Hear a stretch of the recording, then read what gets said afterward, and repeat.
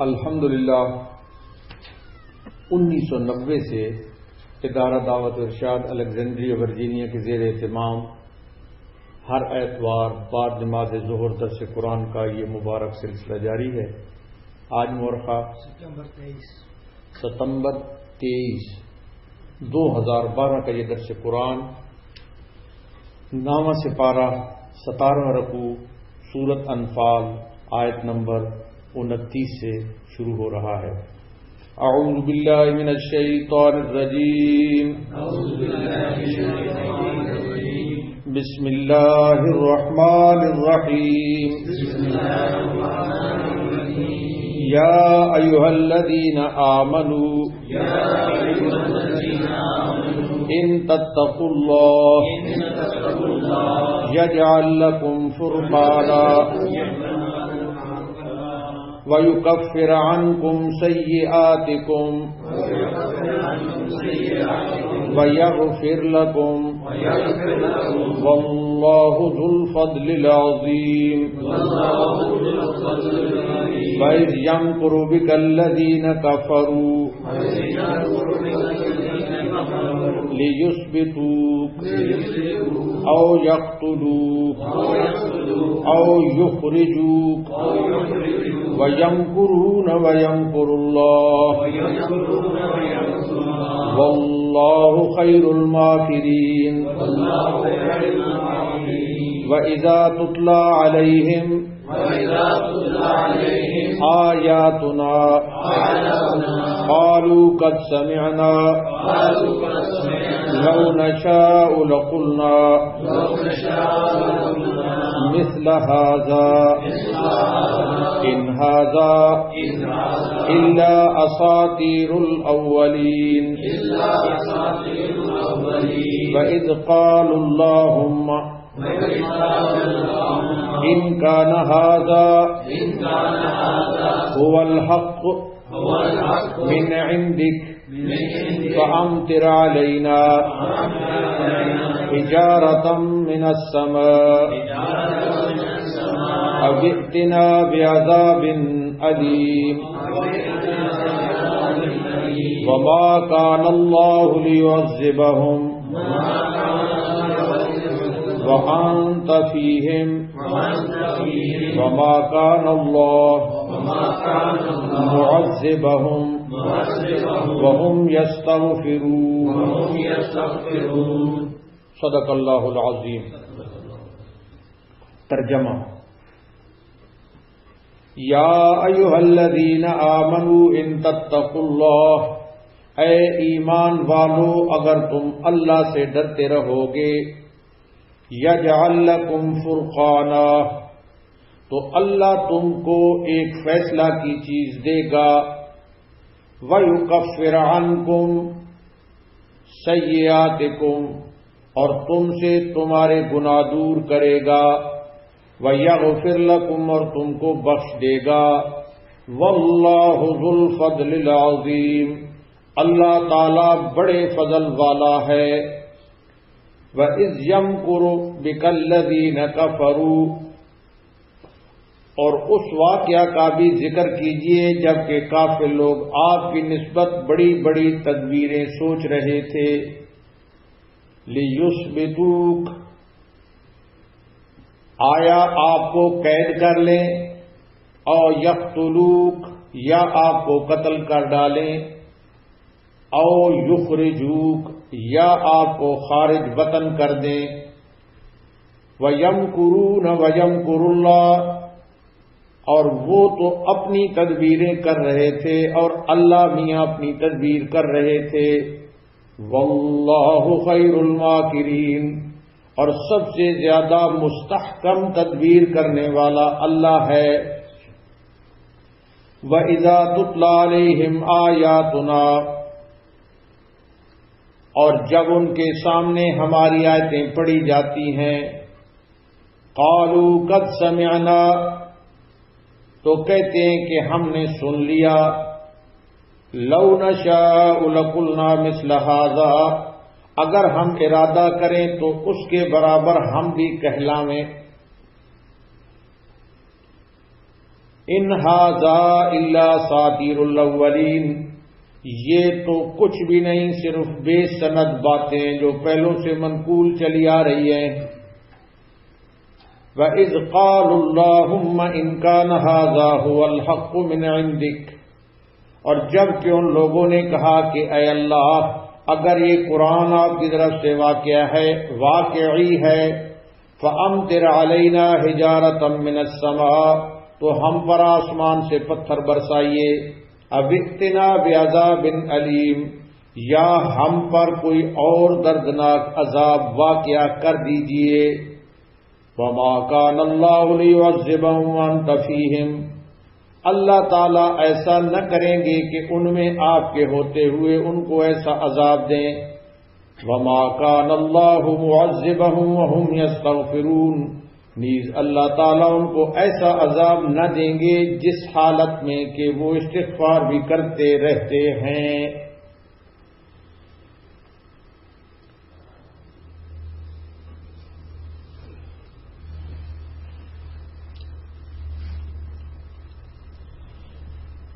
پچھلی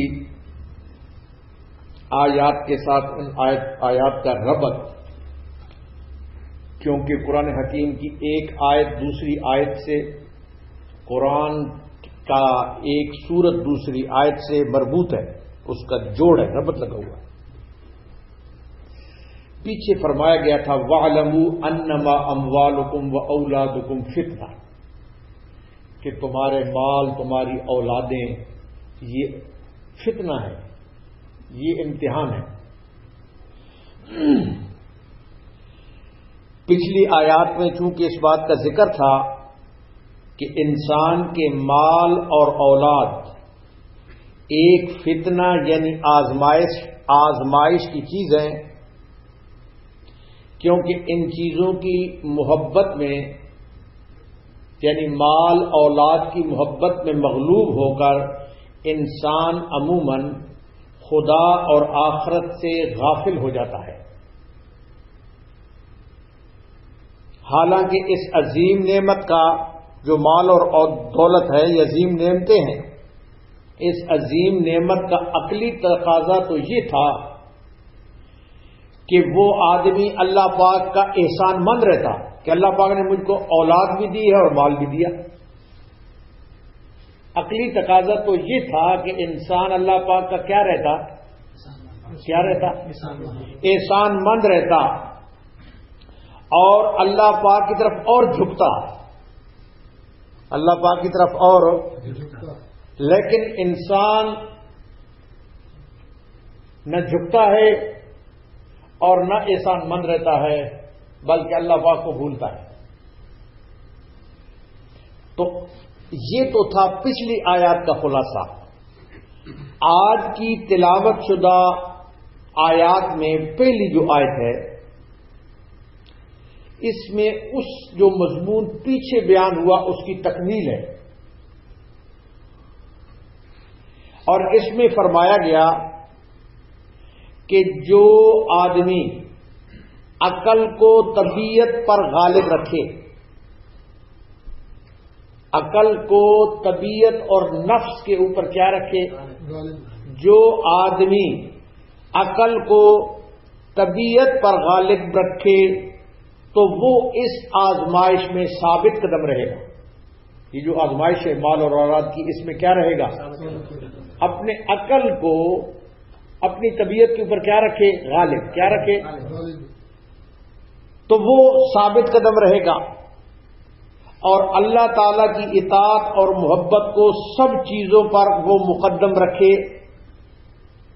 جس کو قرآن اور شریعت میں تقوی کہا گیا ہے۔ قرآن اور حدیث کو ہر چیز پر مقدم رکھنا اسلام اور شریعت میں اس کو تقوی کہا گیا ہے۔ کیا کہا گیا ہے؟ تقوی کہا گیا ہے۔ اور اس تقوی کے صلے میں اللہ پاک نے 3 چیزیں عطا فرمانے کا یہاں پر فرمایا کہ تقوی اگر اختیار کرو گے تو اللہ پاک تقوی کے صلے میں 3 چیزیں عطا فرمائیں گے۔ کتنی چیزیں؟ 3 چیزیں۔ 3 چیزیں عطا ہوں گی. نمبر 1 فرقان، نمبر 2 کفارہ سیئات، اور نمبر 3 مغفرت. نمبر 3 مغفرت. فرقان کا مطلب ہے اللہ پاک کی مدد. اگر تقوی اختیار کرو گے اللہ پاک کی مدد آئے گی. اور اس کے صلے میں 3 چیزیں جو ایک تو فرقان کا معنی اللہ پاک کی مدد، اور دوسرا کفارہ سیئات یعنی اللہ پاک گناہوں کو بخشیں گے، و مغفرہ اور اللہ پاک اس کے ساتھ ساتھ مغفرت بھی فرمائیں گے.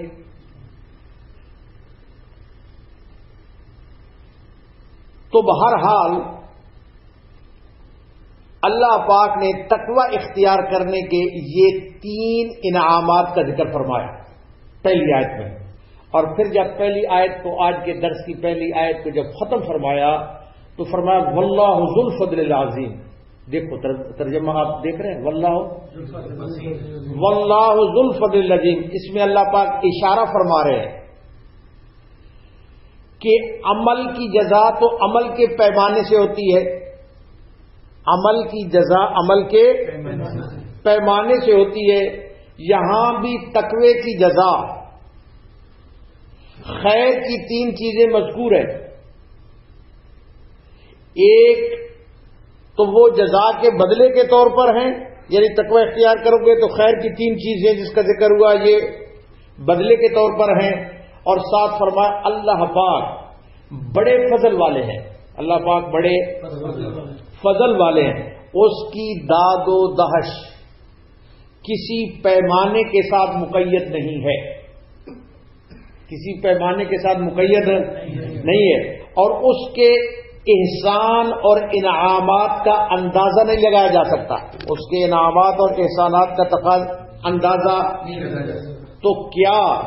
اس لیے تقوی اختیار کرنے والوں کے لیے اللہ پاک کے فضل اور انعام سے ان 3 چیزوں کے علاوہ اور بھی چیزوں کی امید رکھنی چاہیے.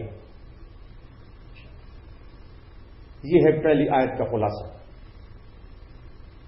اب اس چیز کو ذہن میں رکھیں اور اب توجہ فرمائیں. پہلی آیت فرمایا یا ایھا الذین آمنوا، اے ایمان والو، ان تتقوا اللہ، اگر تم تقوی اختیار کرو اللہ سے ڈرتے رہو، یجعل لکم فرقانا، پہلی چیز پہلا انعام اللہ تعالیٰ ایک فیصلے کی چیز تم کو دے گا. اس سے مراد ہے اللہ پاک کی مدد آئے گی. اللہ پاک کی کیا آئے گی؟ مدد آئے گی. وَيُكَفِّرْ عَنْكُمْ سَيِّئَاتِكُمْ، اور تمہارے گناہ دور کر دے گا. وَيَغْفِرْ لَكُمْ، اور تم کو بخش دے گا. یہ 3 انعامات ذکر کرنے کے بعد اللہ پاک نے فرمایا وَاللَّهُ ذُو الْفَضْلِ الْعَظِيمِ. اسی کے اوپر اللہ کی اکتفا نہیں کرے گا. اللہ پاک بڑے فضل والا ہے. اللہ پاک غور سے بولو بڑا فضل والا ہے.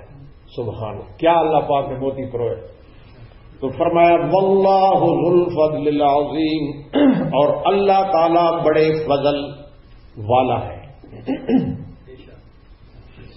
اللہ پاک ہم سب کو تقوی اختیار کرنے کی توفیق نصیب کر رہا ہے.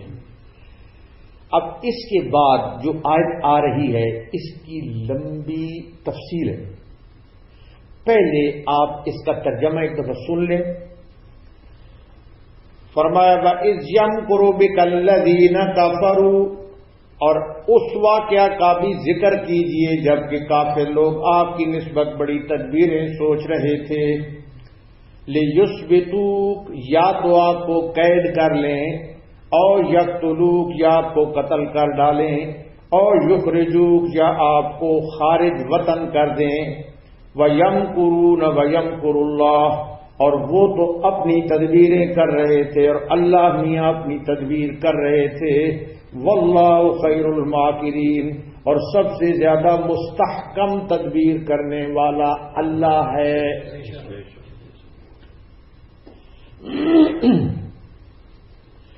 یہ اللہ پاک یہاں پر ایک خاص انعام اور احسان کا ذکر فرما رہے ہیں. کس کا؟ ایک خاص انعام اور احسان کا جو رسول اللہ صلی اللہ علیہ وسلم کے اوپر ہوا اور جو صحابہ کرام کے اوپر ہوا اور جو انعام پوری دنیا کے اوپر ہوا. حضور صلی اللہ علیہ وسلم کے اوپر بھی ہوا, صحابہ کے اوپر بھی ہوا اور پوری دنیا کے اوپر بھی ہوا.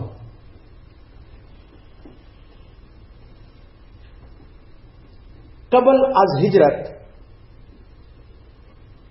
حضرت صلی اللہ علیہ وسلم کفار کے نرغے میں تھے. ہجرت سے پہلے حضور اقدس صلی اللہ علیہ وسلم کفار کے کس میں تھے؟ نرغے میں تھے. اور آپ صلی اللہ علیہ وسلم کے قید, آپ صلی اللہ علیہ وسلم کے قتل کرنے کے مشورے ہو رہے تھے. اللہ تعالی نے ان کے عزائم کو, ناپاک عزائم کو خاک میں ملایا. اللہ پاک نے ان کے ناپاک عزائم کو خاک میں ملایا اور حضرت صلی اللہ علیہ وسلم کو بسلامت و عافیت مدینہ طیبہ پہنچا دیا, جس کا واقعہ تفاسیر میں یوں آتا ہے. اب واقعہ آ رہا ہے تفصیل کے ساتھ. جس کا واقعہ تفسیر میں یوں آتا ہے کہ جب مدینہ طیبہ سے آنے والے انصار کا مسلمان ہو جانا مکہ میں مشہور ہوا, مدینہ طیبہ کے جو انصار لوگ تھے ان کا مسلمان ہونا مدینہ میں جب مکہ مکرمہ میں مشہور ہوا تو قریش مکہ کو یہ فکر دامن گیر ہوئی. قریش مکہ کو یہ فکر دامن گیر ہوئی کہ اب تک تو ان کا معاملہ مسلمانوں کا صرف مکہ میں تھا. اب تک تو ان کا معاملہ صرف مکہ میں تھا, جہاں ہر طرح کی قوت ہمارے ہاتھ میں تھی. مکہ میں تو قوت قریشیوں کے ہاتھ میں تھی, کفار کے ہاتھ میں تھی. اور اب جب کہ مدینہ میں اسلام پھیلنے لگا ہے اور بہت سے صحابہ کرام ہجرت کر کے مدینہ پہنچ چکے, تو اب انہوں نے دیکھا کفار نے کہ اب ان کا مدینہ میں یہ مرکز بنے گا. مدینہ میں ان کا کیا بنے گا؟ مرکز قائم ہو جائے گا جہاں ہر طرح کی قوت یہ ہمارے خلاف جمع کر سکتے ہیں مسلمان, اور ہم پر حملہ آور ہو سکتے ہیں مسلمانوں نے سوچا. اور ان کو یعنی قریش کو یہ بھی احساس ہو گیا کہ اب تک تو جو صحابہ کرام ہجرت کر کے مدینہ طیبہ پہنچے ہیں, جو صحابہ مدینہ ہجرت کر کے پہنچے ہیں, اب یہ بھی کبھی امکان ہے کہ حضرت محمد الرسول اللہ صلی اللہ علیہ وسلم بھی وہاں پر چلے جائیں. ممکن ہے یہ بھی چلے جائیں, پہلے کچھ مسلمان تو پہنچ چلے, ممکن ہے یہ بھی چلے جائیں. اس لیے رؤسائے مکہ نے مشورے کے لیے دار الندوہ میں ایک خاص مجلس طلب کی. مکہ میں دار الندوہ ایک جگہ تھی, اس میں انہوں نے ایک خاص میٹنگ طلب کی, ایک خاص میٹنگ اور ایک خاص مجلس طلب کی. دار الندوہ یہ مسجد حرام کے متصل قصی ابن کلاب کا مکان تھا. ایک شخص تھے قصی ابن کلاب, اور ان کا یہ کیا تھا؟ مکان تھا, جس کو ان لوگوں نے قومی مسائل کے لیے, ان لوگوں نے قومی مسائل کے لیے اس کو مخصوص کر رکھا تھا, اس دار الندوہ کو, کہ جو بھی قومی مسئلہ ہوگا اس مکان کے اندر جا کر ڈسکس کریں گے. جزاک اللہ, اس کے اندر ڈسکس کریں گے.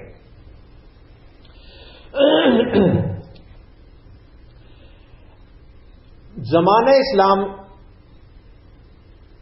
میں اس کو مسجد حرام میں پھر داخل کر لیا گیا. وہ جو دار الندوہ تھا, جس وقت زمانہ اسلام کا آیا تو وہ جو دار الندوہ کا مقام تھا اس کو مسجد حرام میں کیا کر دیا گیا؟ شامل کر لیا. کیا جس وقت مسجد نبوی کی ایکسٹینشن, مسجد حرام کی ایکسٹینشن, اس کے اندر اس کو کیا کر دیا گیا؟ شامل کر لیا گیا, داخل کر لیا گیا.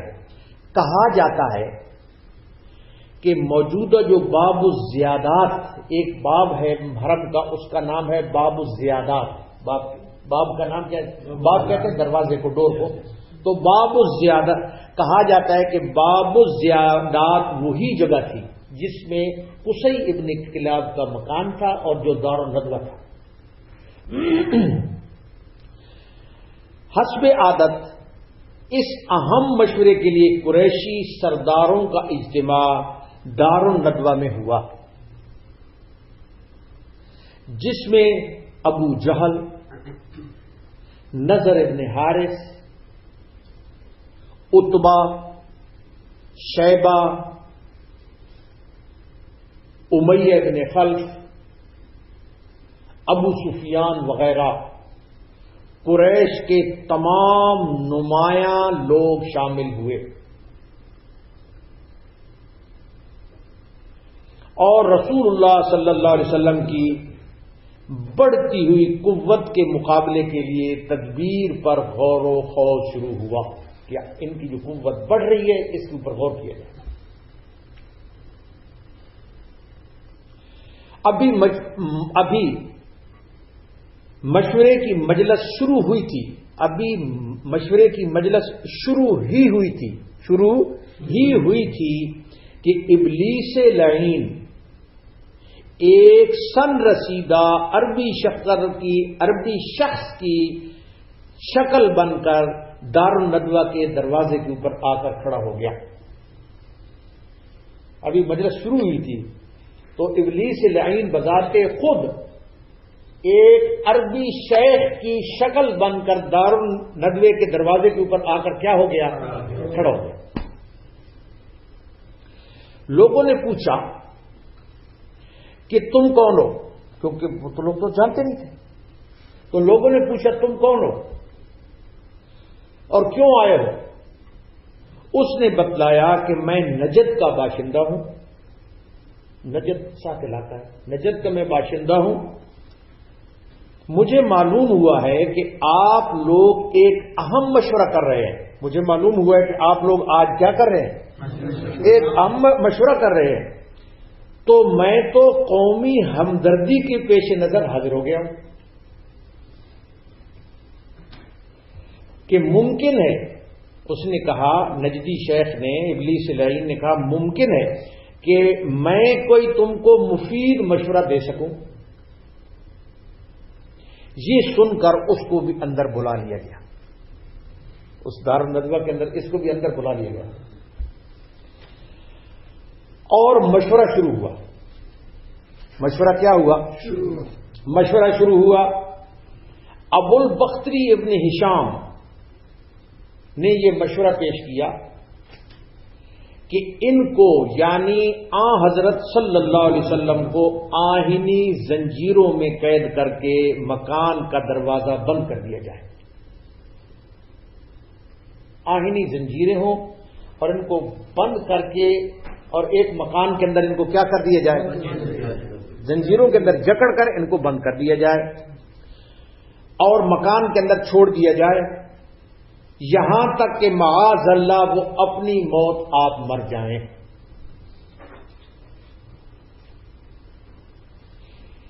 یہ سن کر یہ مشورہ شیخ نجدی ابلیس لعین، اس نے کہا کہ یہ رائے صحیح نہیں ہے، یہ رائے صحیح نہیں ہے، کیونکہ اگر تم نے ایسا کیا تو معاملہ چھپے گا نہیں، اگر تم نے اندر قید کیا تو معاملہ چھپے گا نہیں، بلکہ اس کی شہرت دور دور تک پہنچے گی، اور اصحاب محمد کے فدائیانہ کارنامے تمہارے سامنے ہیں، اصحاب محمد صلی اللہ علیہ وسلم کے فدائیانہ کارنامے تمہارے سامنے ہیں، بہت ممکن ہے کہ یہ لوگ جمع ہو کر تمہارے اوپر حملہ کر دیں اور اپنے قیدی کو تم سے چھڑا کر لے جائیں۔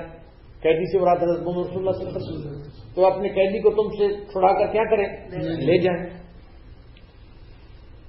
سب طرف سے جب اس نے یہ مشورہ، ابلیس لعین نے اس کو ریجیکٹ کیا، اس کے مشورے کو یہ دلیل دے کر، تو سب طرف سے آوازیں آئیں، شیخ نجدی نے صحیح کہا، اور یہ صحیح کہہ رہا ہے۔ اس کے بعد ابو الاسود نے یہ رائے پیش کی کہ ان کو مکہ سے نکال دیا جائے. حضرت محمد رسول اللہ صلی اللہ علیہ وسلم کو مکہ سے کیا کر دیا جائے؟ نکال دیا جائے.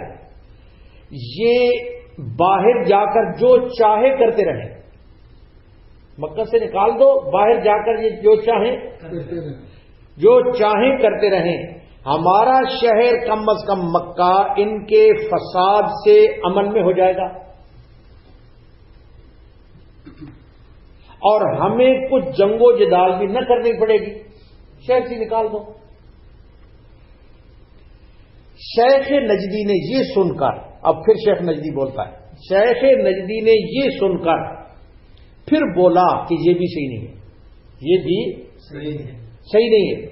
کیا تمہیں اس نے کہا معلوم نہیں ہے کہ وہ کیسے شیریں کلام ہے؟ حضرت محمد صلی اللہ علیہ وسلم یہ کیسے شیریں کلام ہے، جن کی کلام کے اندر شیری ہے. کلام کے اندر کیا ہے؟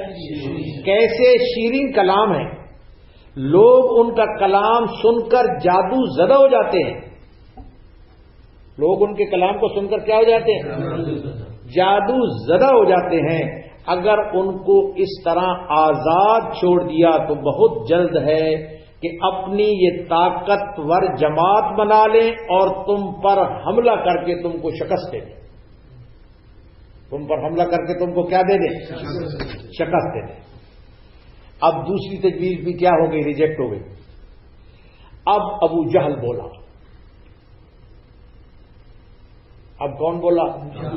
ابو جہل بولا. کہنے لگا جو کرنے کا کام ہے تم میں سے کسی نے نہیں سمجھا.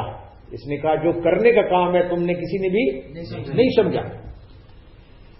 میری سمجھ میں کہتا ہے ابو جہل کہ ایک بات آئی، وہ یہ ہے کہ ہم عرب کے سب قبیلوں میں ہر قبیلہ کا ایک نوجوان لیں. عرب کے جتنے قبائل ہیں ان سب قبیلوں میں سے ایک کیا لیں؟ ایک نوجوان لیں، اور ہر ایک کو عمدہ کام کرنے والی تلوار دیں. اس وقت سب سے بڑا جو کلاشن کوف تھا اور جو ویپن تھا وہ کیا تھی؟ تو ہر ایک کو ہم ایک عمدہ کام کرنے والی کیا دیں؟ تلوار دیں. یہ سب لوگ یک بارگی حملہ کر کے ان کو قتل کر دیں، اور ہم ان کے فساد سے، ابو جہل نے کہا ہم ان کے فساد سے اس طرح نجات حاصل کریں. اب رہا، ابو جہل نے کہا اب رہا قبیلہ بنو عبد المناف کا مطالبہ، کیونکہ حضور اکرم صلی اللہ علیہ وسلم کے جو قبیلے کا نام تھا وہ قبیلہ بنو عبد المناف تھا. تو اس نے کہا اب رہا ان کے قبیلے عبد المناف، بنو عبد المناف کا مطالبہ جو ان کے قتل کے سبب ہم پر عائد ہوگا، کیونکہ ہم قتل کریں گے تو پھر ہمارے اوپر ان کا مطالبہ آئے گا نا اس قبیلے کا، تو جو ہمارے اوپر عائد ہوگا. تو اس صورت میں جب کہ قتل کسی ایک نے نہیں کیا، تمام قبائل کو تلوار دیں گے نا، تو جب کہ قتل کسی ایک نے، جب کسی قتل ایک نے نہیں کیا بلکہ ہر قبیلہ کے ایک ایک شخص نے کیا ہے، تو قصاص یعنی جان کے بدلے جان کے لینے کا مطالبہ رہ ہی نہیں سکتا، کیونکہ اتنے لوگ ہیں. تو جان کے بدلے میں جو جان ہے، قصاص ہے، وہ تو مطالبہ ہو ہی نہیں سکتا. وہ تو مطالبہ ان کا بنو عبد المناف کا ہو ہی نہیں سکتا. باقی رہ گیا خون بہا. پھر ہوتا ہے کہ بھائی جو آدمی قتل ہو گیا اس کا خون بہا، کیا ہوتا ہے؟ باقی رہ گیا خون بہا، مال کا مطالبہ رہ جائے گا. وہ ہم سب قبیلے جمع کر کے ان کو دے دیں گے بنو عبد المناف کو کہ یہ تمہارا خون بہا ہے، یہ لے لو، اور بے فکر ہو جائیں گے. شیخ نجدی ابلیس لعین نے جب یہ سنا بس اس نے کہا رائے تو یہی ہے. کہنے لگا رائے تو یہی ہے، اس کے سوا کوئی چیز کہنے لگا کارگر نہیں ہے، اس کے علاوہ کوئی چیز کارگر نہیں ہے. پوری مجلس نے جو وہاں پر دار الندوہ میں تھی، پوری مجلس نے اس کے حق میں رائے دے دی. سب نے متفق ہو کر اس کے اوپر کیا دے دی؟ رائے دے دی، اور کہا کہ آج ہی کی رات، کون سی رات؟ آج ہی کی رات میں اپنا یہ ناپاک عزم پورا کرنے کا تہیہ کر لیا گیا کہ آج کی رات ہی اس اپنے عزم کو پورا کرنا ہے۔ ابو جہل کی رائے سن کر ابلیس لعین کا خوش ہونا، وہ جو خوش ہوا تھا ابلیس لعین کا خوش ہونا، اس امر کے لیے تھا کہ میرا ایک شاگرد مکر و فریب کی اس منزل پر پہنچ گیا ہے جہاں پر میری فکر ابھی تک نہیں پہنچی۔ میرا ایک شاگرد ابو جہل مکر و فریب کی ایسی منزل کے اوپر پہنچ گیا ہے کہ ابھی تک میری وہاں پر فکر نہیں پہنچی۔ یہ تو دار الندوہ کا پورا منصوبہ تھا، مگر سارے بولو، مگر انبیاء علیہم السلام کی غیبی طاقت کو یہ جاہل نہیں سمجھتے تھے۔ انبیاء کرام کی غیبی طاقت کو یہ جاہل نہیں سمجھتے تھے۔ مجلس برخاست ہونے کے بعد جبرائیل امین آ گئے حضور صلی اللہ علیہ وسلم کے پاس۔ جو ہی مجلس برخاست ہوئی تو جبرائیل امین حضور صلی اللہ علیہ وسلم کے پاس آ گئے، اور جبرائیل امین نازل ہوئے اور تمام کی تمام واقعہ کی خبر حضور صلی اللہ علیہ وسلم کو دے دی گئی کہ یہ آپ کے متعلق مشورہ ہو چکا ہے، اور تدبیر بتلائی حضرت جبرائیل امین نے کہ آج کی رات میں آپ اپنے بسترے پر آرام نہ کریں، آج کی رات میں آپ اپنے بسترے کے اوپر آرام آج اپنے بسترے پر آپ آرام نہ کریں۔ اور جبرائیل امین نے بتایا کہ اب اللہ تعالی نے آپ کو مکہ سے ہجرت کرنے کی اجازت دے دی ہے۔ اب اللہ پاک نے پہلے اجازت نہیں، کیونکہ پیغمبر کی جو ہجرت وہ اللہ کی فرمان کے ساتھ، تو اب اللہ پاک نے آپ کو ہجرت کرنے کی مکہ سے اجازت دے دی ہے۔ ادھر مشورے کے مطابق چونکہ مشورہ ہو چکا تھا نا قریش کا، تو ادھر جبرائیل امین نے خبر دے دی، ادھر دوسری طرف ہم دوسری طرف پھر آ رہے ہیں۔ ادھر مشورے کے مطابق شام ہی سے قریشی نوجوان سرور دو عالم صلی اللہ علیہ وسلم کے مکان کو انہوں نے محاصرہ کر لیا۔ شام ہوتے ہی وہ چونکہ میٹنگ ہو چکی تھی، انہوں نے مکان کا کیا کر لیا؟ محاصرہ کر لیا۔ رسول اللہ صلی اللہ علیہ وسلم نے جب یہ دیکھا تو حضرت علی مرتضی رضی اللہ تعالیٰ عنہ کو حکم دیا کہ آج کی رات وہ آپ کے بسترے کے اوپر آرام کریں۔ آپ نے فرمایا حضرت علی رضی اللہ عنہ آج آپ میرے بسترے کے اوپر کیا کریں؟ آرام کریں۔ اور ساتھ ساتھ حضور اکرم صلی اللہ علیہ وسلم نے حضرت علی رضی اللہ تعالیٰ عنہ کو خوشخبری بھی سنائی کہ اگرچہ بظاہر اس میں آپ کی جان کا خطرہ ہے، اس میں بظاہر آپ کی جان کا خطرہ ہے، مگر دشمن آپ کا کچھ بھی بگاڑ نہیں سکے گا، دشمن آپ کا کچھ بھی بگاڑ نہیں سکے گا۔ چنانچہ حضرت علی اس کام کے لیے حضرت علی نے اپنے آپ کو پیش کر دیا، حضرت علی رضی اللہ تعالیٰ نے اس کام کے لیے اپنے آپ کو پیش کر دیا اور آپ کے بسترے پر لیٹ گئے۔ مگر اب مشکل یہ تھی، جس وقت حضرت علی لیٹ گئے بسترے کے اوپر، اب مشکل یہ تھی کہ حضرت صلی اللہ علیہ وسلم اس محاصرے سے کیسے نکلے۔ اب یہ مشکل تھی کہ حضرت صلی اللہ علیہ وسلم اس محاصرے سے کیونکہ وہ تلواریں سونت کر کھڑے ہوئے تھے محاصرے میں، حضور اکرم صلی اللہ علیہ وسلم اس محاصرے سے کیسے نکلے۔ اس مشکل کو اللہ پاک نے ایک معجزے کے ذریعے حل کیا۔ اس مشکل کو اللہ پاک نے ایک معجزے کے ذریعے کیا کیا؟ ایک معجزے کے ذریعے اللہ پاک نے حل کیا، اور وہ یہ کہ بامر الہی رسول اللہ صلی اللہ علیہ وسلم ایک مٹھی میں مٹی بھر کر باہر تشریف لائے۔ اللہ کا حکم تھا تو اللہ کے حکم سے ایک مٹھی میں مٹی بھر کر حضور اکرم صلی اللہ علیہ وسلم محاصرے گھر سے باہر تشریف لائے، اور محاصرہ کرنے والے جو کچھ آپ کے بارے میں گفتگو کر رہے تھے، حضور محاصرہ کرنے والے ساتھ ساتھ باتیں بھی کر رہے تھے نا، تو محاصرہ کرنے والے جو کچھ آپ صلی اللہ علیہ وسلم کے متعلق گفتگو کر رہے تھے، ان کی نظروں اور فکروں سے آپ صلی اللہ علیہ وسلم کو اللہ پاک نے پھیر دیا، اور کسی نے بھی حضور اکرم صلی اللہ علیہ وسلم کو نہ دیکھا جس وقت نکلے، حالانکہ آپ ان پر ہر ایک کے سر پر خاک ڈالتے ہوئے نکلے تھے۔ وہ جو مٹی تھی نا، وہ سب کے اوپر آپ ان کے سروں کے اوپر خاک ڈالتے ہوئے کیا کیا تھا؟ حضور اکرم صلی اللہ علیہ وسلم نکلے تھے۔ آپ صلی اللہ علیہ وسلم کے تشریف لے جانے کے بعد، جب نکل گئے معاشرے سے حضور اکرم صلی اللہ علیہ وسلم، تشریف لے جانے کے بعد کسی آنے والے لوگوں سے پوچھا، کسی آنے والے نے وہ جو محاصرے کے اندر لوگ تھے ان سے پوچھا، ان سے معاشرے کے دوران ان سے رات کے ٹائم کے اوپر پوچھا کیوں کھڑے ہو؟ کسی آدمی نے محاصرے والوں سے پوچھا کہ تم کیوں کھڑے ہو؟ تو انہوں نے بتایا کہ محمد صلی اللہ علیہ وسلم کی انتظار میں۔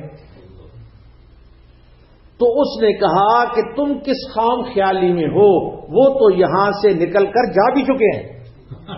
تم کس خام خیالی میں، وہ تو یہاں سے نکل کر جا بھی چکے ہیں، اور تم پر اور تمہارے سروں کے اوپر وہ خاک ڈال کر نکلے ہیں، تمہارے سروں کے اوپر وہ خاک ڈال کر نکلے ہیں۔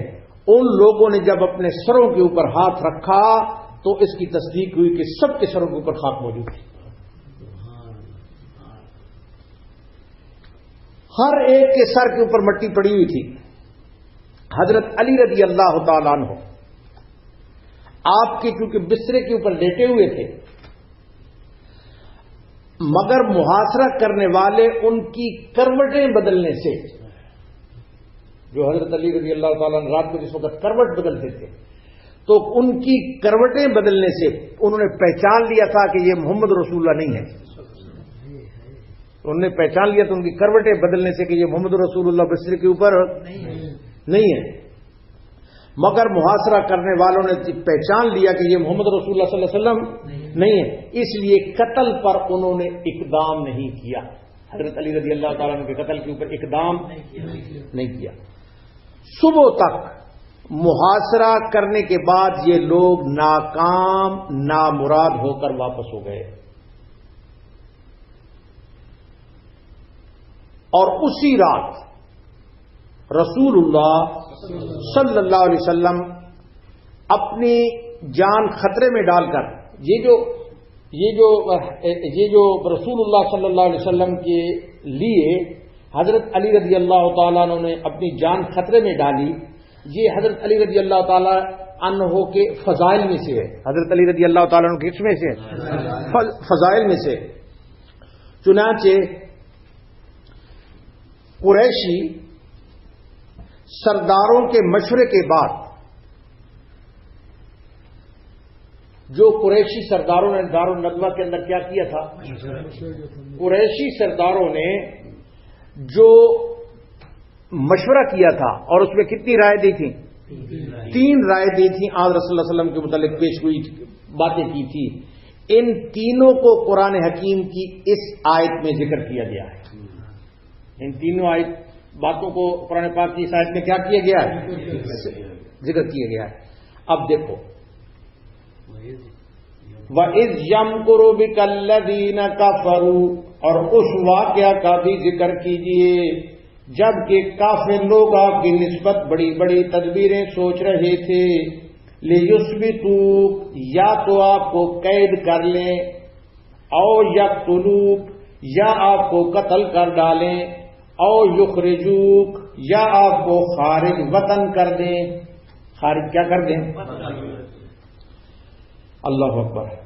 تو ان تینوں کا اللہ پاک نے ذکر فرمایا، اور لیکن اللہ پاک نے ان تینوں تدبیروں کو خاک میں ملایا۔ تینوں تدبیروں کو کیا کیا؟ خاک میں لایا۔ اس لیے آخر آیت میں اللہ پاک نے فرمایا واللہ خیر الماکرین، واللہ خیر الماکرین. اور یہ جو ہے نا واللہ خیر الماکرین، آپ کی توجہ ہے نا بھائی آیت نمبر 30 کی طرف.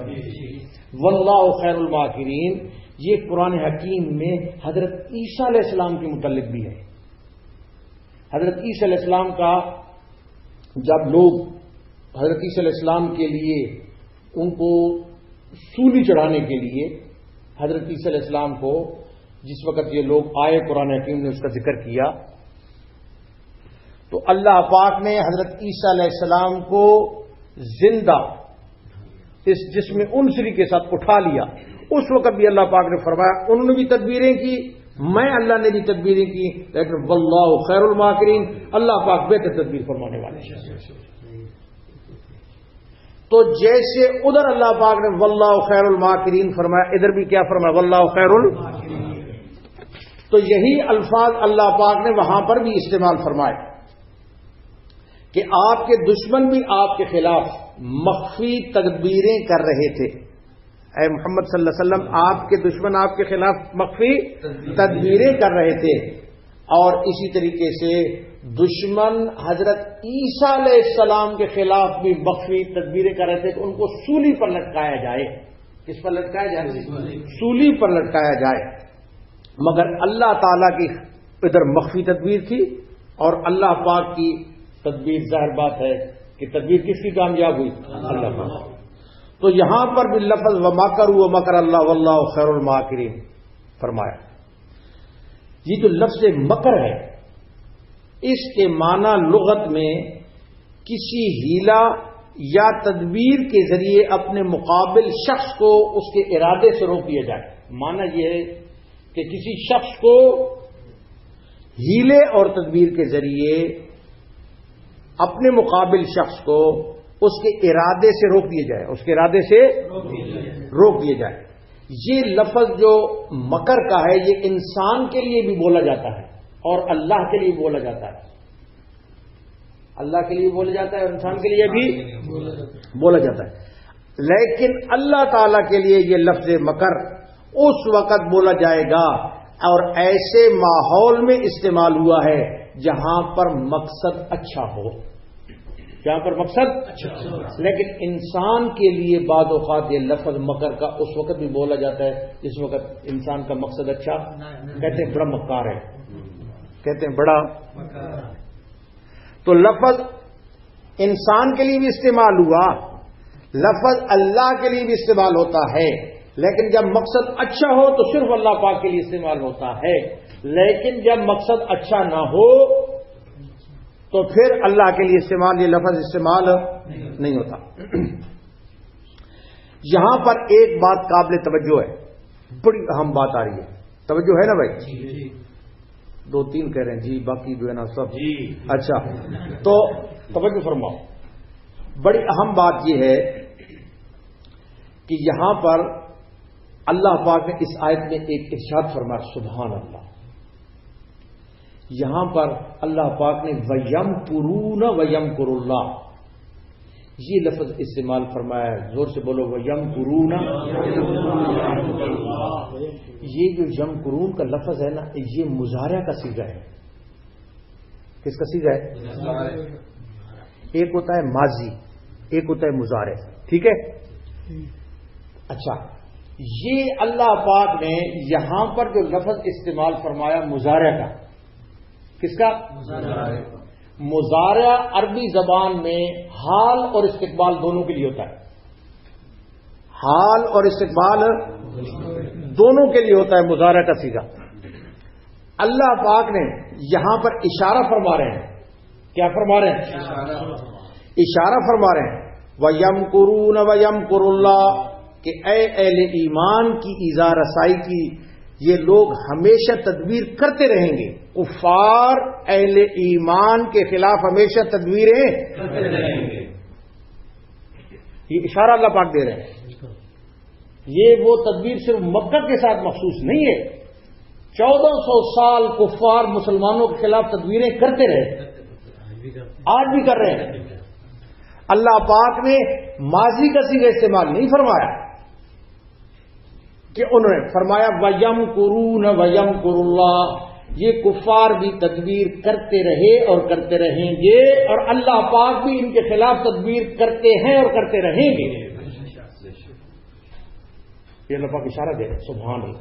کیا اللہ پاک نے قرآن حکیم کے اندر جو ہے نا موتی پروئے ہیں. کیا اللہ پاک نے قرآن حکیم کے اندر ایک ایک حرف کے اور ایک ایک لفظ کے اندر. اللہ اکبر. یعنی کہ مسلمان کہنے کا مقصد یہ ہے کہ اللہ تعالی، اس میں اللہ پاک اشارہ فرما رہے ہیں کفار، ان کا دائمی شعار رہا ہے. کیا رہا ہے؟ دائمی شعار رہا ہے، اور دائمی ان کا شعار رہے گا کہ مسلمانوں کے نقصان پہنچانے کی تدبیریں کریں. اور اسی طرح اللہ تعالی کی نصرت اور امداد بھی ہمیشہ مسلمانوں کے ساتھ رہے گی، ہمیشہ مسلمانوں کے ساتھ رہے گی. اور ہمیشہ اللہ پاک کی تدبیر ان کے مکر کو دفع کرتی رہے گی، ان کے مکر کو دفع کرتی رہے گی.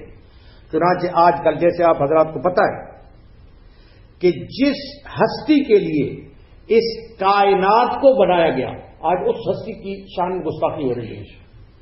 جس ہستی کے لیے اس کائنات کو بنایا گیا، جس ہستی کے لیے اس کائنات کو سجایا گیا ہے، اس کے لیے حالانکہ اسم محمد صلی اللہ علیہ وسلم 1450 سال میں پورے دہر میں اجالا کر رہا ہے. پورے دہر میں کیا کر رہا ہے؟ اجالا کر رہا ہے. اور اسم محمد صلی اللہ علیہ وسلم کی تعلیمات پورے عالم میں روشنی کی سوغات بانٹ رہی ہیں. محمد عربی صلی اللہ علیہ وسلم کا ذکر جمیل خود خالق کے ارض و سما نے کیا ہے. اور خلیفہ ہارون الرشید سے ایک مرتبہ امام مالک خلیفہ ہارون الرشید نے ایک مرتبہ امام مالک رحمۃ اللہ علیہ سے سوال کیا تھا. امام مالک رحمۃ اللہ علیہ سے کیا کیا؟ سوال کیا تھا کہ توہین رسالت ہونے کے بعد کیا کرنا چاہیے. یہ سوال کیا تھا ہارون رشید خلیفہ نے. کس سے؟ امام مالک سے. کس سے؟ کہ جس وقت توہین رسالت ہو اس وقت کیا کرنا چاہیے، اس وقت کیا کرنا چاہیے. امام مالک رحمۃ اللہ علیہ نے فرمایا اس امت کے باقی رہنے کا کیا جواز ہے جبکہ اس کے نبی کی توہین کر دی جائے. اس کے نبی کی کیا کر دی جائے؟ اس کے نبی کی توہین کر دی جائے. اور یقیناً ہمارے لیے اپنی اولاد سے، اپنے ماں باپ سے اور اپنی عزت سب کچھ قربان کیا جا سکتا ہے، مگر نبی صلی اللہ علیہ وسلم کی طرف ہم کوئی انگلی اٹھتی ہوئی ہم برداشت کرنے کے لیے تیار نہیں ہیں. ہمارے ماں باپ قربان ہیں آپ کے اوپر. اللہ اکبر.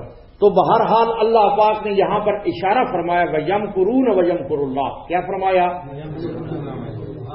وَيَمْكُرُونَ وَيَمْكُرُ اللَّهُ. وہ بھی اپنی تدبیریں کر رہے تھے اور اللہ میاں بھی اپنی تدبیریں کر رہے تھے.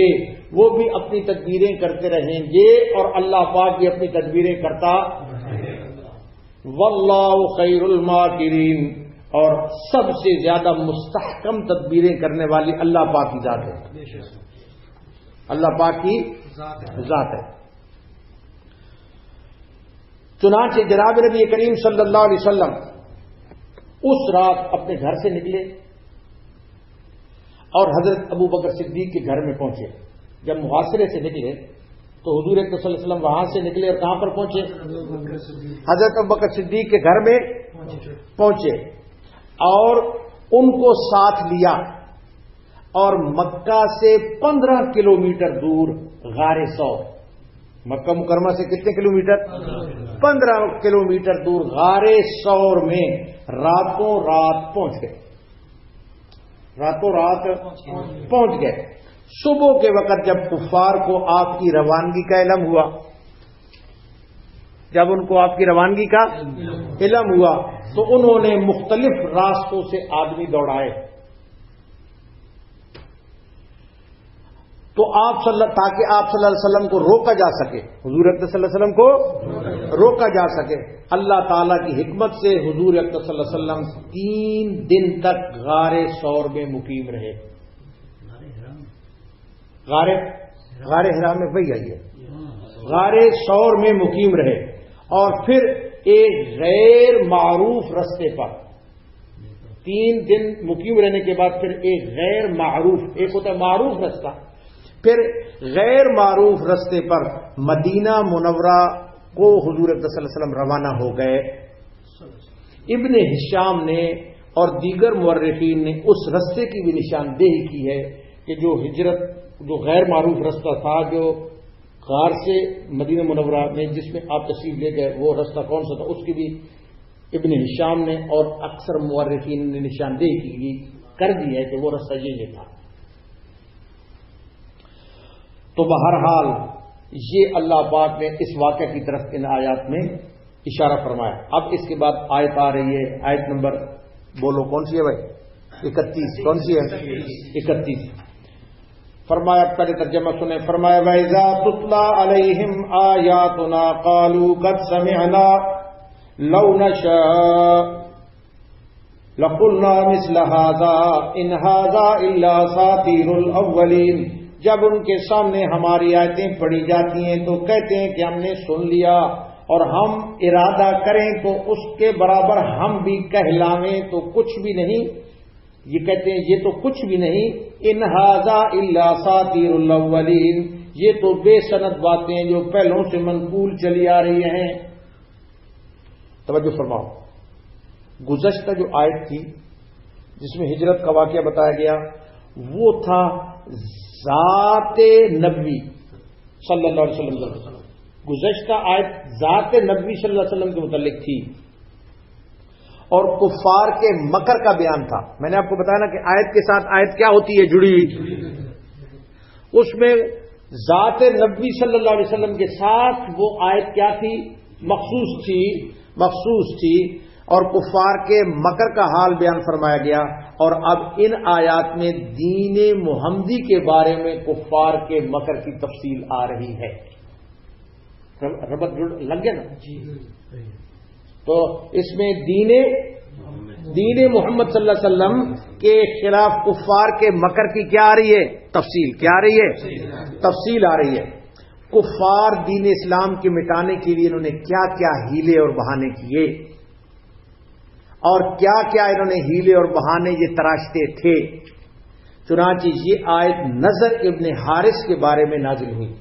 ایک شخص تھا، اس کا نام تھا نضر ابن حارث کے بارے میں نازل۔ یہ آدمی نضر ابن حارث ملک فارس اور ہیرا میں رستم اور اسفندیار کی داستانیں سن آیا تھا۔ ملک میں گیا تھا ان کے، اور رستم اور اسفندیار ان کی یہ داستانیں کیا کی تھی، سنایا تھا۔ اور اس نے کہا، اس نے نضر ابن حارث نے لوگوں کو کہ میں بھی تم کو ویسی قصے سناتا ہوں جیسے حضرت محمد رسول اللہ تم کو قصے سناتا ہے، قرآن حکیم، اللہ یاذ باللہ، جیسے وہ تم کو قصے سناتے ہیں میں بھی تم کو ایسے میں بھی تم کو قصہ سناتا ہوں۔ اور اس نے کہا تھا نضر ابن حارث نے کہ ان کا کلام ہی کیا ہے، کہنے لگا کہ حضور صلی اللہ علیہ وسلم کا کلام ہی کیا ہے، اگر میں چاہوں تو میں بھی ایسا کلام بنا لوں۔ کہنے لگا کہ ان کا یہ کلام ہی کیا ہے، میں ساتھ تو تم کو کسی بھی سناتا ہوں اور میں بھی اگر چاہوں تو ایسا کلام بنا لوں، مگر اس کا یہ صریح حق کو جھٹلانا تھا، اس کا صریح حق کو جھٹلانا تھا۔ کہاں رستم اور اسفندیار کے جھوٹے قصے اور کہاں یہ قرآن پاک، کہاں یہ قرآن پاک چے نسبت خاک را با عالم پاک۔ رستم اور اسفندیار کے قصے جھوٹ اور مبالغے کے اوپر مشتمل ہیں، جھوٹ اور مبالغے کے اوپر مشتمل ہیں، اور قرآن کا حرف صداقت، واقعیت اور حکمت کے اوپر مبنی ہے. پھر اس پر قرآن کی وہ فصاحت و بلاغت جس نے تمام عرب و عجم کو عاجز کر دیا. قرآن کی وہ فصاحت و بلاغت جس نے تمام عرب و عجم کو کیا کر دیا؟ عاجز کر دیا. اور اس کے علاوہ پھر بھی قرآن ببانگ دہل یہ اعلان کر رہا ہے کہ جس کو قرآن کے کلام الہی ہونے میں شبہ ہے، قرآن آج بھی یہ اعلان کر رہا ہے اور اس وقت بھی اعلان کر رہا تھا کہ جس شخص کو قرآن کے کلام الہی ہونے میں کیا ہے؟ شبہ ہے، اس کی مثل لے کر آئے. اس کی کیا لے کر آئے؟ مثل لے کر آئے. تو نظر ابن حارث، جس نے یہ کہا تھا نا، نظر ابن حارث کو کس نے منع کر دیا کہ قرآن جیسا کلام نہ بنا لائے؟ کس نے اس کو منع کیا تھا؟ جبکہ اس کا دعویٰ یہ تھا لو نشاء لقلنا مثل هذا، اگر میں بھی چاہوں تو میں ایسا کہہ سکتا ہوں، میں بھی چاہوں تو ایسا. اس کا دعویٰ قرآن نے نقل کیا، کہنے لگا کہ میں بھی چاہوں تو ایسا کہہ سکتا ہوں. تو پھر سوال یہ ہے کہ پھر اس نے چاہا کیوں نہیں؟ پھر اس نے چاہا کیوں نہیں؟ پھر اس نے یہ چاہا کیوں نہیں؟ کسی نے اس کی تو مثال بیانی ایسی ہے، کسی نے کہا تھا اگر میری گاڑی چلے تو ایک دن واشنگٹن سے لاہور پہنچے. اگر میری گاڑی چلے تو ایک دن میں واشنگٹن سے کدھر پہنچے؟ لاہور پہنچے. مگر وہ چلتی نہیں.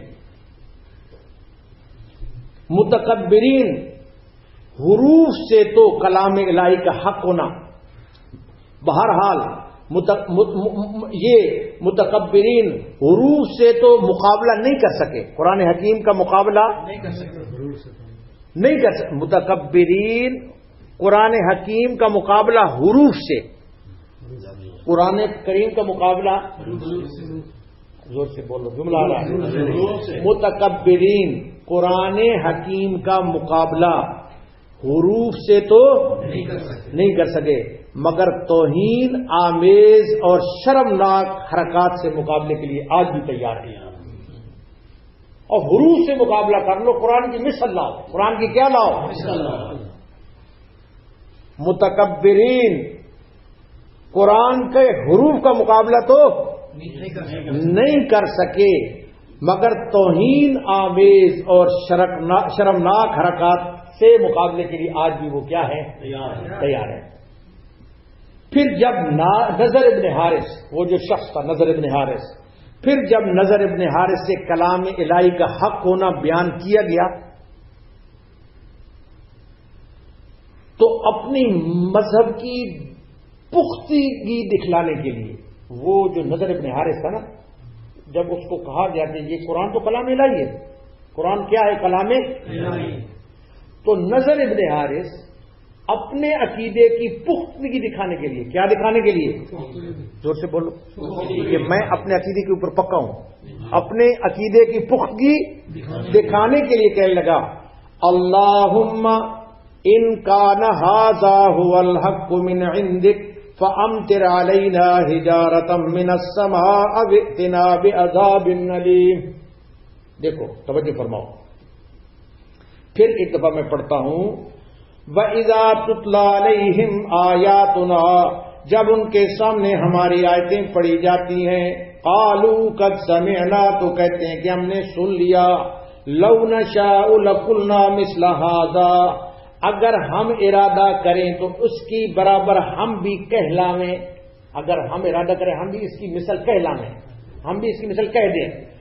إِنْ هَذَا إِلَّا أَسَاطِيرُ الْأَوَّلِينَ، یہ تو کچھ بھی نہیں، صرف بے سند باتیں ہیں جو پہلوں سے منقول چلی آ رہی ہیں. قرآن ایک بے سند باتیں جو پہلوں سے منقول کیا آ رہی ہیں؟ چلی آ رہی ہیں. اور پھر اپنے ارادے کی پختگی کا اس نے جو جملہ بولا نظر ابن حارث نے، کس نے؟ کہنے لگا وَإِذْ قَالُوا اللَّهُمَّ إِنْ كَانَ هَذَا هُوَ الْحَقُّ، اور جب ان لوگوں نے کہا کہ اے اللہ اگر یہ قرآن آپ کی طرف سے واقعی ہے، یہ قرآن اگر آپ کی طرف سے کیا ہے واقعی ہے، فَأَمْطِرْ عَلَيْنَا حِجَارَةً مِّنَ السَّمَاءِ، تو ہم پر آسمان سے پتھر برسا، ہم پر آسمان سے کیا برسا؟ پتھر برسا۔ اب وقتنا بعذاب علیم، اور اگر پتھر نہیں تو پھر دردناک عذاب واقع کر دیجیے۔ اگر قرآن حق ہے تو ہمارے اوپر پتھر برسائیے یا عذاب دردناک عذاب واقع کر دیجیے۔ یعنی جس طریقے سے پتھر کا مطالبہ اس نے کیا، جس طریقے اصحاب فیل پر پتھر برسائے گئے تھے، اصحاب فیل کے اوپر پتھر، اور وہ واقعہ ان کے سامنے تھا، تو کہنے لگے ہمارے اوپر کیا برساؤ؟ پتھر برساؤ۔ عطا رحمت اللہ علیہ مفسر ہیں، کہتے ہیں کہ قرآن میں نضر ابن حارث کے بارے میں 10 کے قریب آیات نازل ہوئی، 10 آیات کے قریب اس کے بارے میں کیا ہوئی؟ قرآن پاک کی آیات اس کے متعلق نازل ہوئی۔ سو اللہ تعالیٰ نے اس کی دعا کو قبول کیا، اس کی دعا کو قبول کیا، اور بدر کے دن یہ گرفتار ہوا۔ نضر ابن حارث بدر کے دن کیا ہوا؟ گرفتار ہوا، اور پھر ہلاک ہوا۔ پھر کیا ہوا؟ ہلاک ہوا۔ اور ابو جہل نے بھی اسی طرح کہا تھا کہ اگر محمد صلی اللہ علیہ وسلم کا دین حق ہے تو پھر ہمارے اوپر کوئی عذاب آنا چاہیے، تو اسی طریقے سے ابو جہل نے بھی اسی طرح کہا تھا۔ وہ بھی بدر کے دن ابو جہل بھی ذلت اور رسوائی کے ساتھ مارا گیا اور کنویں میں ڈالا گیا، مارا گیا اور ساتھ کنویں میں ڈالا گیا۔ پہلی امتوں کے جاہلوں نے بھی یہی کہا تھا، جو پہلی امتوں کے جاہل تھے وہ بھی یہی کہا کرتے تھے، کہتے تھے فَأَسْقِطْ عَلَيْنَا كِسَفًا مِّنَ، پیغمبروں کو کہتے تھے فَأَسْقِطْ عَلَيْنَا كِسَفًا مِّنَ السَّمَاءِ، کوئی آسمان کا ٹکڑا ہمارے اوپر گرا دو، کہتے تھے ہمارے اوپر کوئی آسمان کا ٹکڑا گرا دو، ان كنت من الصادقین، پیغمبروں سے کہتے اگر تم سچے ہو تو ہمارے اوپر آسمان سے کوئی کیا گرا دو؟ ٹکڑا گرا دو۔ اور اگر ان کو ذرا عقل ہوتی اور عقل سے کام لیتے تو بجائے یہ دعا کرنے کے ان کو تو دعا یہ کرنی چاہیے تھی، اللہم ان کان ھذا ھو الحق من عندک، کہ اے اللہ اگر یہ قرآن آپ کی طرف سے حق ہے فاہدنا لہ، ہم کو ہدایت دے دے، ووفقنا لاتباعہ، اور پھر قرآن کی اتباع کی ہم کو توفیق نصیب فرما۔ لیکن انہوں نے یہ دعا نہیں کی، انہوں نے عذاب کی دعا کی۔ کس کی دعا کی؟ عذاب کی دعا۔ اب عذاب کے سلسلے میں اللہ پاک نے قانون بتایا، بس ابھی باتیں جو ہے نا آخری آ رہی ہیں۔ عذاب، انہوں نے عذاب مانگا تھا نا، کیا مانگا تھا؟ عذاب تو آیا، لیکن لیٹر آن آیا، وہ بدر میں آیا۔ وہ جو فوری طور پر مانگتے تھے، تو اس سلسلے میں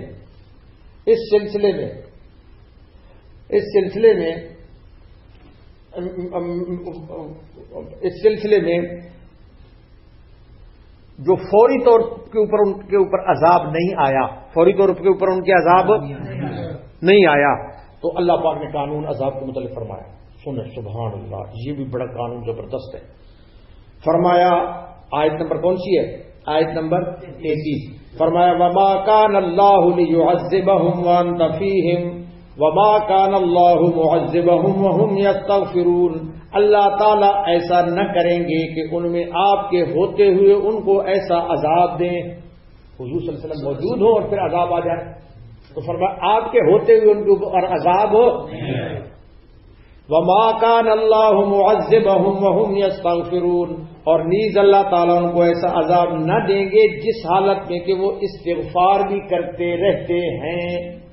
دو چیزیں عذاب کو ٹالنے والی ہیں، ایک حضور اکرم صلی اللہ علیہ وسلم کی ذات مبارک، اور دوسرا استغفار، دوسرا اب توجہ کے ساتھ اس کو مسئلے کو سنو۔ کفار کا مطالبہ کہ اگر قرآن آپ کی طرف سے حق ہے تو ہم پر پتھر برسا دیجئے، تاکہ یا کوئی دوسرا عذاب لائیے، تو اس کا جواب اللہ پاک نے فرمایا کہ اول تو سبھی انبیاء کے ساتھ اللہ پاک کا یہ قانون ہے، سب انبیاء کے ساتھ اللہ پاک کا کیا ہے؟ قانون ہے کہ حق تعالیٰ کا دستور یہ ہے کہ جس بستی میں پیغمبر موجود ہوتے ہیں، جس بستی میں پیغمبر موجود ہوتے ہیں اس پر اس وقت تک عذاب نازل نہیں ہوتا جب تک کہ وہ پیغمبر اس بستی سے نکل نہ جائے، جب تک کہ پیغمبر اس بستی سے نکل نہ جائے۔ جیسے حضرت ہود علیہ السلام، جیسے حضرت صالح علیہ السلام، جیسے حضرت لوط علیہ السلام کے ساتھ معاملہ ہوا کہ بستی سے پیغمبر نکل گئے پھر عذاب آ گیا۔ اور جب تک کہ یہ حضرات بستی میں موجود رہے اس وقت بستی کے اوپر عذاب نہیں آیا۔ جب وہاں سے یہ نکال لیے گئے اس وقت عذاب آیا، اور پھر خصوصاً سید الانبیاء جو رحمت للعالمین کے لقب دے کر بھیجے گئے، وہ جو کہتے ہیں ابھی عذاب آئے، تو خصوصاً حضور صلی اللہ علیہ وسلم جن کو رحمت للعالمین کا لقب دے کر بھیجا گیا تھا، کس کا؟ رحمت للعالمین کا لقب دے کر بھیجا گیا، آپ کے موجود ہوتے ہوئے کسی بستی کے اوپر عذاب آنا آپ کی شان کے خلاف تھا۔ آپ صلی اللہ علیہ وسلم کی شان کے عذاب ان کے اوپر جب آیا کہ آپ مکے سے نکلے مدینہ میں پہنچے، پھر اس کے بعد ان کے اوپر عذاب آیا۔ اور دوسری بات فرمائی وما کان اللہ معذبہم وہم یستغفرون، نیز اللہ تعالیٰ ان کو ایسا عذاب نہ دیں گے جس حالت میں کہ وہ استغفار بھی کرتے ہوں، وہ کیا کرتے ہوں۔ اور دوسرا اہل مکہ کا استغفار کرنا، وہ استغفار بھی کرتے تھے، استغفار بھی، کیونکہ یہ لوگ اگرچہ مشرک اور کافر تھے، اگرچہ کیا تھے؟ کافر ہونے کے باوجود جب طواف کرتے تھے اس میں کہتے تھے غفرانک غفرانک، اللہ بخشیں اللہ، یا اللہ بخش دے، غفرانک غفرانک کہتے تھے جب طواف کرتے تھے۔ ان کا یعنی کفار اور مشرکین کا یہ استغفار کفر اور شرک کے ساتھ، یعنی کفر اور شرک بھی کرتے ساتھ استغفار بھی کرتے، ساتھ کیا کرتے؟ استغفار بھی کرتے تھے۔ گو آخرت میں تو نفع نہیں دے گا، کفر اور شرک کے ساتھ استغفار آخرت میں تو نفع نہیں دے گا، مگر دنیا میں ان کو یہ نفع مل گیا، دنیا میں ان کو یہ نفع استغفار کرنے کا مل گیا کہ دنیا میں وہ اس عذاب سے فوری طور پر بچ گئے، فوری طور پر بچ گئے۔ اور آیت مذکورہ سے چند فائدے حاصل ہوئے، یہ جو آیت ہے اس سے چند فوائد حاصل ہوئے جو مفسرین نے بیان کیے ہیں، جو کس نے؟ مفسرین نے بیان فرمائے۔ اول پہلی بات یہ ہے کہ جس بستی میں لوگ استغفار کرتے ہوں اللہ تعالیٰ کا دستور یہ ہے کہ اس پر عذاب اللہ پاک نازل نہیں کرتے ہیں۔ جس بستی کے لوگ استغفار کرتے ہیں اللہ پاک ان کے اوپر عذاب نازل نہیں کرتے۔ اور مراد اس عذاب سے عذاب عام ہے، توجہ فرماؤ، ایک ہوتا ہے عذاب خاص، ایک ہوتا ہے عذاب عام، ایک ہوتا ہے کیا؟ اس سے مراد عذاب عام ہے جس سے پوری قوم تباہ ہو جائے، جس سے پوری قوم پوری کی پوری جس سے قوم تو ایسا عذاب نہیں آئے گا جیسے قوم نوح کے اوپر عذاب آیا، پوری قوم کا ملیا میٹ کر دیا، یا جیسے قوم لوط کے اوپر عذاب آیا، یا جیسے قوم شعیب کے اوپر عذاب آیا، یہ پوری قوم کے اوپر آیا، پوری قوم کے اوپر آیا کہ ان کا نام و نشان مٹ گیا، ان کا کیا ہو گیا؟ ان کا نام و نشان۔ اور افراد کے اوپر اگر عذاب آ جائے، افراد کے اوپر اگر عذاب آ جائے وہ اس کے استغفار کے منافی نہیں ہے، وہ اس کے منافی نہیں ہے۔ چنانچہ خود رسول اللہ صلی اللہ علیہ وسلم نے ارشاد فرمایا کہ میری امت پر خسف اور مسخ کا عذاب آئے گا۔ آپ نے ارشاد فرمایا کہ میری امت کے اوپر خسف کا، کہ زمین کے اندر دھنس جانا، اور مسخ کے ان کی شکلیں تبدیل ہو جانا، جیسے پچھلی قوموں کی شکلیں بندروں اور خنزیروں میں تبدیل ہوئی، مسخ۔ تو فرمایا حضور صلی اللہ علیہ وسلم میں میری امت کے اوپر بھی یہ عذاب آئے گا، میری امت کے اوپر بھی یہ عذاب، لیکن یہ جو عذاب آئے گا پوری امت کے اوپر نہیں آئے گا، پوری امت کے اوپر نہیں آئے گا۔ حضرت صلی اللہ علیہ وسلم کا دنیا میں قیامت تک، حضرت صلی اللہ علیہ وسلم اس وقت بھی توجہ فرماؤ، حضرت صلی اللہ علیہ وسلم کا دنیا میں ہونا قیامت تک باقی رہے گا۔ حضور اکرم صلی اللہ علیہ وسلم کا دنیا میں ہونا قیامت تک کیا رہے گا؟ کیونکہ حضور اکرم صلی اللہ علیہ وسلم کی رسالت قیامت تک کے لیے ہے۔ توجہ فرماؤ، بات ہم آ رہی ہے۔ حضور اکرم صلی اللہ علیہ وسلم کی چونکہ رسالت قیامت تک کے لیے، کس تک ہے؟ اس وجہ سے حضور اکرم صلی اللہ علیہ وسلم کا دنیا میں ہونا قیامت تک کے لیے، قیامت تک کے لیے۔ اور نیز حضرت صلی اللہ علیہ وسلم اس وقت بھی زندہ ہے۔ حضور اکرم صلی اللہ علیہ وسلم اس وقت بھی کیا ہے؟ حضور اکرم صلی اللہ علیہ وسلم اس وقت بھی زندہ ہے۔ گو آپ کی زندگی کی صورت سابقہ زندگی سے مختلف ہے۔ توجہ فرماؤ، حضور اکرم صلی اللہ علیہ وسلم کی موجودہ زندگی کی صورت سابقہ زندگی سے کیا ہے؟ زور سے بولو، مختلف ہے۔ مگر حضرت صلی اللہ علیہ وسلم اپنے روزہ میں آپ کا زندہ ہونا، اپنے روزے میں آپ کا زندہ ہونا اور آپ کی رسالت کا قیامت تک قائم رہنا، اور آپ کی رسالت کا قیامت تک قائم رہنا، اس کی دلیل ہے، اس کی کیا ہے؟ دلیل ہے کہ آپ قیامت تک آپ زندہ ہیں۔ آپ قیامت تک کیا ہیں؟ زندہ ہیں۔ اور جب تک آپ قیامت تک زندہ ہیں تو پوری امت عذاب عام سے محفوظ ہے۔ اگرچہ کرتوت جو ہے نا، جو ہو رہے ہیں، جس کے لیے ہستی بنائی گئی، پوری کائنات سجائی گئی ہے، اگرچہ کرتوت تو ایسے ہیں، لیکن حضور اکرم صلی اللہ علیہ وسلم کی آج بھی برکت سے پوری امت افراد اور قوموں کے اوپر آ سکتا ہے، لیکن پوری امت جیسے نوح علیہ السلام کی امت، لوط علیہ السلام کی امت، شعیب علیہ السلام کی امت پوری کی پوری غرق ہوگی، ایسا نہیں ہوگا، کہ حضور اکرم صلی اللہ علیہ وسلم قیامت آپ کی برکت سے قیامت تک پوری امت عذاب سے کیا ہے؟ محفوظ ہے۔ اور دوسری چیز، ایک چیز جو ہے نا، وہ استغفار کے سلسلے میں یہ بھی توجہ، یہ بھی ذہن میں رہنی چاہیے کہ حضرت، آخری بات آ رہی ہے، حضرت حسن بصری رحمت اللہ علیہ کے پاس ایک شخص آیا کہ حضرت میرے لیے دعا فرمائیں اولاد کے لیے، تو آپ نے فرمایا استغفار کرو۔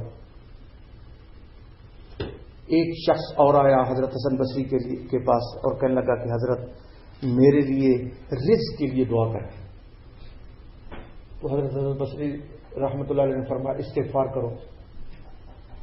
ایک شخص آیا، ایک اور جو ہے نا وہ مشکل لے کر حضرت حسن بصری کے پاس، تو حضرت حسن بصری نے اس کو بھی فرمایا استغفار کرو۔ جب اتنے لوگوں کو استغفار، توجہ ہے نا بھائی، جب اتنے لوگوں کو مختلف مسائل لے کر آ رہے ہیں اور استغفار ہی کا نسخہ حضرت حسن بصری کیا کر رہے ہیں، تو کسی آدمی نے پوچھا کہ حضرت، ایک آدمی نے کہا میری اولاد کے لیے آپ کوئی بتائیں، تو آپ نے فرمایا استغفار۔ ایک نے کہا مجھے جو ہے نا رزق کے سلسلے میں میرے لیے، ایک نے کہا مجھے یہ مسئلہ ہے، آپ نے اس کے لیے۔ حضرت حسن بصری رحمۃ اللہ علیہ نے فرمایا کیا تم نے قرآن نہیں پڑھا؟ پھر حضرت حسن بصری رحمۃ اللہ علیہ نے قرآن کی یہ آیت پڑھی، فرمایا فَقُلْتُ اسْتَغْفِرُوا رَبَّكُمْ، اللہ پاک فرماتے ہیں اللہ پاک سے استغفار کرو۔ فَقُلْتُ اسْتَغْفِرُوا رَبَّكُمْ إِنَّهُ كَانَ غَفَّارًا يُرْسِلِ السَّمَاءَ عَلَيْكُمْ مِدْرَارًا وَيُمْدِدْكُمْ عَلَيْهِمْ بِأَمْوَالٍ وَبَنِينَ وَيَجْعَلْ لَكُمْ جَنَّاتٍ وَيَجْعَلْ لَكُمْ أَنْهَارًا۔ اللہ پاک فرماتے ہیں کہ استغفار کرو، تمہیں میں یہ چیزیں بھی دوں گا، یہ چیزیں بھی دوں گا، یہ چیزیں بھی دوں گا۔ تو یہ جو استغفار ہے یہ اس قسم کا نسخہ ہے۔ اللہ پاک ہم کو ہر وقت استغفار کرنے کی توفیق نصیب فرمائے۔ ربنا تقبل منا انک انت السمیع العلیم وتب علینا